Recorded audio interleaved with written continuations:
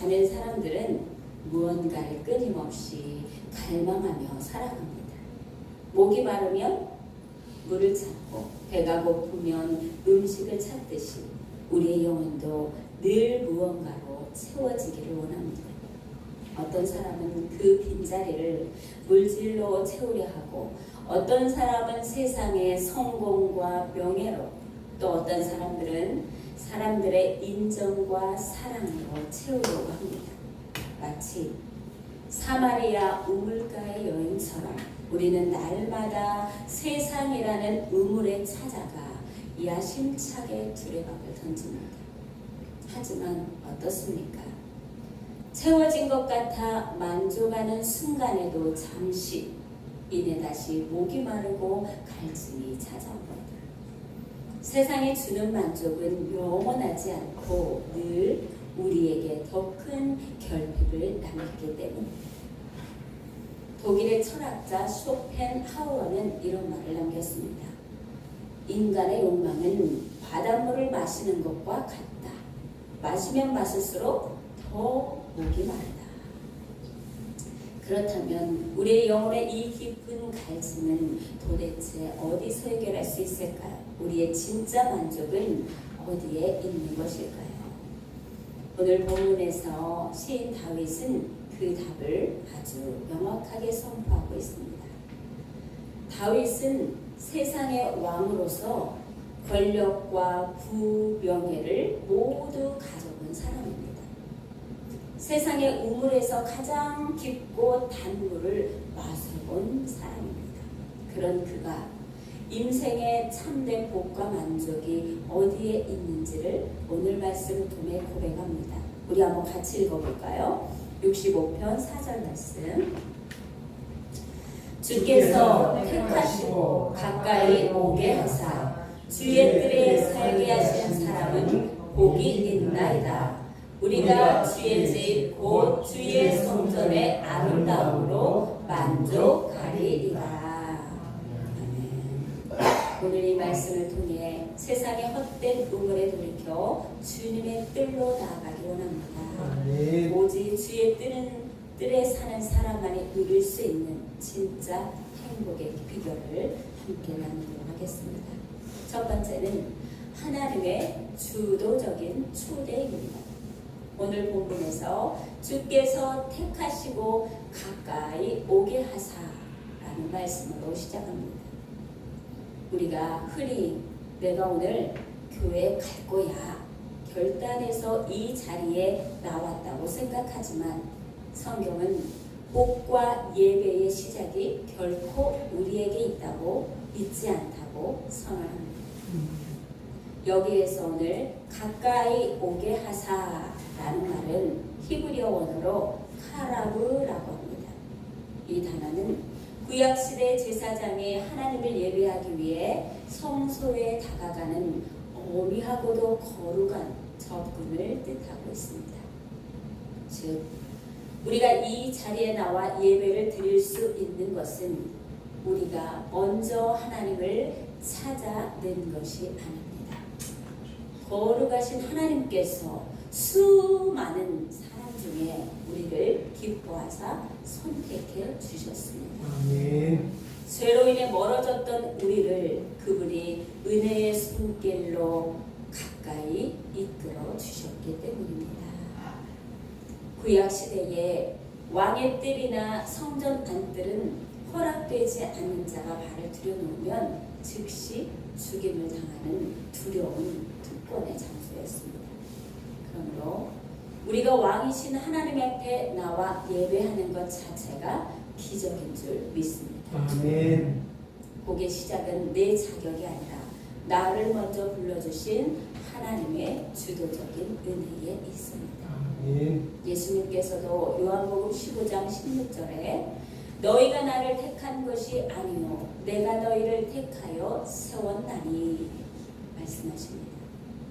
이 주도적인 초대를 가장 보여주는 사건이 사무엘하 9장의 물비보셋 이야기를 통해 볼 수 있습니다. 사울 전임 왕조의 혈통이자 두 발을 저는 장애인이었던 물비보셋은 황무지 같은 땅 로드발에 숨어 매일 죽음의 공포 속에 살던 도망자였습니다. 그런 그에게 다윗 왕이 먼저 사람을 보내서 찾아옵니다. 왕 앞에 두려워 떨며 엎드린 그에게 다윗은 놀라운 선언을 합니다. 너는 항상 내 상에서 떡을 먹을지니라. 아무런 자격도 없던 무비보셋이 왕의 명령 하나로 왕의 뜰에 들어와 왕의 아들들과 함께 식탁에 앉는 영광을 얻은 것입니다. 이때 무비보셋은 감사하며 고백합니다. 이 종이 무엇이기에 왕께서 죽은 개 같은 나를 돌아보시나이까. 성도 여러분, 우리가 바로 영적 무비보셋이었습니다. 죄의 황무지에서 심판을 기다리던 비천한 죄인이었고 감히 왕의 뜰을 쳐다볼 자격도 없던 자들이었습니다. 그런 우리를 만왕의 왕이신 하나님께서 먼저 찾아오셨습니다. 예수 그리스도의 십자가의 보혈로 우리를 선택하시고 당신의 가장 영광스러운 왕의 식탁으로 가까이 이끌어 주셨습니다. 어쩌면 본문의 저자인 다윗이 이 시를 쓰며 자격 없는 자에게 왕의 뜰을 내어주었던 무비보셋의 얼굴을 떠올렸을지도 모릅니다. 사랑하는 성도 여러분, 오늘 우리가 머무는 이 예배의 자리는 하나님의 눈물겨운 사랑과 주도적인 초대로 감히 얻게 된 은혜의 초대이심을 믿으시기 바랍니다. 아멘. 오늘 이 시간 나를 먼저 택하시고 왕의 식탁으로 이끌어주신 그 은혜의 감격을 회복하시기 바랍니다. 아멘. 두 번째로 주님의 임재 안에 머무는 삶입니다.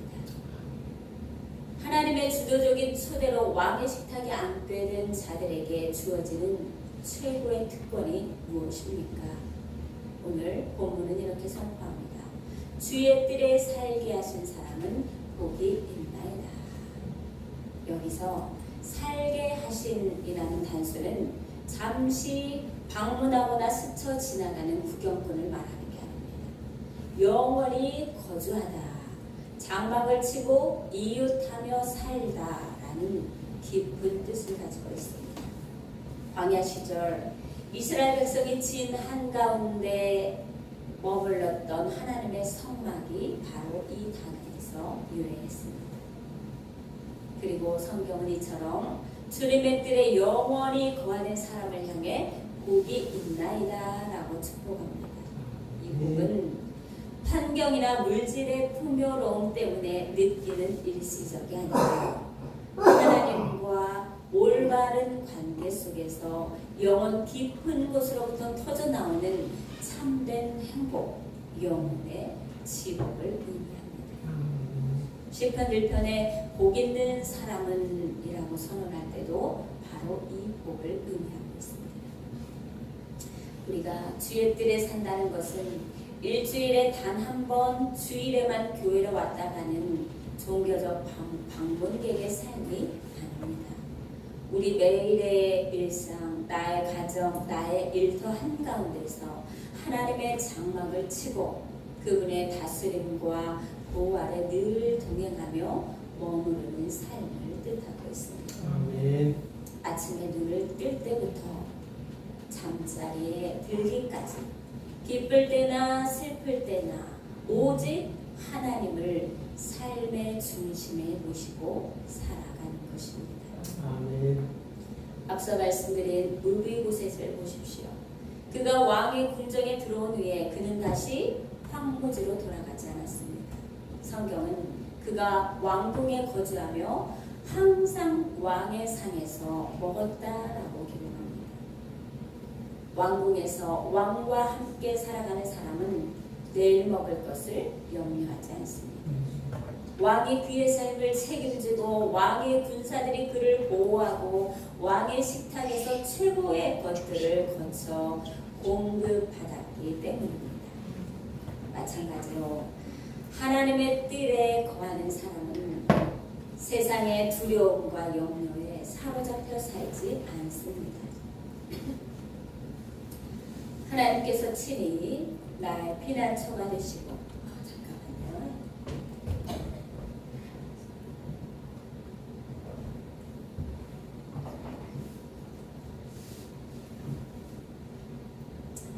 하나님께서 친히 나의 피난처가 되시고 견고한 요새가 되시고 피할 바위가 되어주시기 때문입니다. 아멘. 성도 여러분, 우리를 택하셔서 가까이 이끄신 하나님의 목적은 우리를 주일 예배의 손님으로 앉혀두기 위함이 아닙니다. 우리의 매일의 삶을 주님의 뜻으로 삼아 영원토록 함께 살아가기 위함입니다. 세상의 염려에서 벗어나 날마다 주님의 임재 안에 머무는 진짜 행복을 누리시기 바랍니다. 아멘. 셋째로 영혼의 깊은 갈망을 채우는 유일한 만족입니다. 주의 뜰에 거하며 그 친밀한 관계를 누리는 성도의 삶에는 결국 어떤 고백이 나올까요? 오늘 본문 하반절에 우리가 주의 집 곧 주의 성전의 아름다움으로 만족하리이다. 여기서 아름다움은 눈에 보이는 외적인 화려함이 아닙니다. 원의 뜻을 보면 아름다움은 하나님의 선하심, 인자하심, 풍성한 은혜를 의미합니다. 성전 건물이 웅장해서 만족하는 것이 아니라 그 성전에 임재하시는 하나님의 선하심을 맛보았기 때문에 내 영혼이 만족한다는 고백입니다. 그리고 만족하리이다 라는 말은 배가 터지도록 가득 차다. 더 이상 바랄 것이 없이 완전히 충족되다 라는 깊은 뜻을 가지고 있습니다. 밑 빠진 독에 물 부어 보셨습니까? 물을 부어도 채울 수 없는 것처럼 세상이 주는 만족은 채워도 끝이 없고 늘 영혼의 허기짐을 남깁니다. 예레미야 2장 13절에서 하나님은 이를 가리켜 이렇게 통탄하셨습니다. 내 백성이 두 가지 악을 행하였나니 곧 그들이 생수에 근원되는 나를 버린 것과 스스로 웅덩이를 파낸 것인데 그것은 그 물을 가두지 못할 터진 웅덩이들입니다. 세상이라는 터진 웅덩이에서는 결코 참된 생수를 얻을 수 없습니다. 그러나 주님의 선하심을 맛본 영혼은 완전히 다릅니다. 다윗은 시편 23편 1절에서 이렇게 고백합니다. 시편 23편 다 아시죠?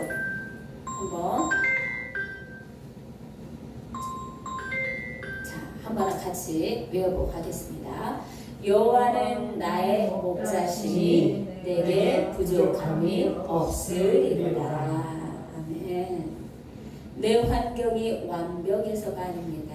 목자이신 주님이 지금 나와 함께 계시기에 그분의 선하심과 인자하심이 나를 덮고 있기에 영혼 깊은 곳에서 터져나오는 완벽한 배부름이 있는 것입니다.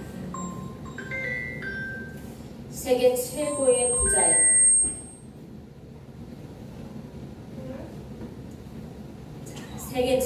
부자였던 록펠러는 전 세계 석유 공급량의 90%를 장악하며 엄청난 부를 쌓았습니다. 매주 100만 달러 이상을 벌어들였지만 정작 그의 삶은 극심한 스트레스와 소화불량으로 하루에 비스킷 몇 조각과 우유 한 잔밖에 먹지 못하는 비참한 상태였습니다. 영혼의 갈증을 돈으로 채우려 했으나 만족이 없었던 그는 결국 55세에 시한부 선고를 받았습니다. 그러던 어느 날 그는 병원 로비에서 주는 자가 받는 자보다 복이 있다라는 성경 글을 보게 됩니다. 그 순간 그의 마음을 짓누르던 황량한 갈증이 깨어지며 하나님의 선하심이 그 마음에 임했습니다. 그는 즉시 움켜졌던 삶에서 나누는 삶으로 인생의 방향을 바꾸어 병원과 교회를 세우고 하나님의 선한 일에 재산을 쏟아붓기 시작했습니다. 훗날 록펠러는 자서전에서 이렇게 고백합니다. 내가 돈을 쌓아두고 나만을 위해 살 때에는 단 한 번도 진정한 만족을 느끼지 못했고 늘 영혼이 목말랐다. 그러나 주님의 선하심을 맛보고 그분의 뜻대로 살기 시작했을 때 비로소 내 영혼에 완전한 만족이 임했다. 나는 내 인생의 후반기 43년 동안 매일매일이 행복했다. 그는 55세에 죽을 것이라는 의사의 진단과 달리 영혼의 배부름을 누리며 97세까지 복된 장수의 삶을 살았습니다. 세상의 우물이 아니라 하나님의 선하심 안에 진짜 만족이 있음을 삶으로 증명한 것입니다. 시편 84편 10절에서 고라 자손은 이렇게 고했습니다. 주의 공정에서의 한 날이 다른 곳에서의 첫날보다 나은즉 악인의 장막에 사는 것보다 내 하나님의 성전 문지기로 있는 것이 좋사오니. 세상의 화려한 궁궐에서 내 하나님의 성전 문지기로 있는 것이 좋사오니. 궁궐에서 나를 위해 먹고 마시며 갈증을 느끼는 첫날보다 주의 뜰에서 단 하루를 보내며 그분의 선하심을 맛보는 것이 비교할 수 없을 만큼 행복하다는 고백입니다. 세상의 문지기보다 주의 뜰의 한 날을 택하시기를 바랍니다. 사랑하는 성도 여러분, 우리는 이미 창세전에 그리스도 안에서 선택을 받았습니다. 십자가의 보혈로 하나님께 가까이 나아갈 자격을 얻은 자들입니다. 주님은 오늘도 우리를 향해 내 뜰로 들어와 나와 함께 살자라고 초청하고 계십니다. 더 이상 세상에 마르지 않는 터진 웅덩이를 찾아 헤매지 마십시다. 오늘 이 시간 우리를 위해 예비하신 주님의 집, 그 은혜의 초소로 믿음의 발걸음을 옮긴 여러분은 이미 세상에서 가장 큰 복을 발견한 자들입니다. 날마다 주의 뜰에 거하여 주님의 선하심과 인자심을 온전히 맛보아 세상에 줄 수 없는 참된 평안과 행복으로 영혼의 완전한 배부름을 누리는 주의 뜰에 사는 복된 인생이 되시길 주님의 이름으로 간절히 축원합니다. 아멘.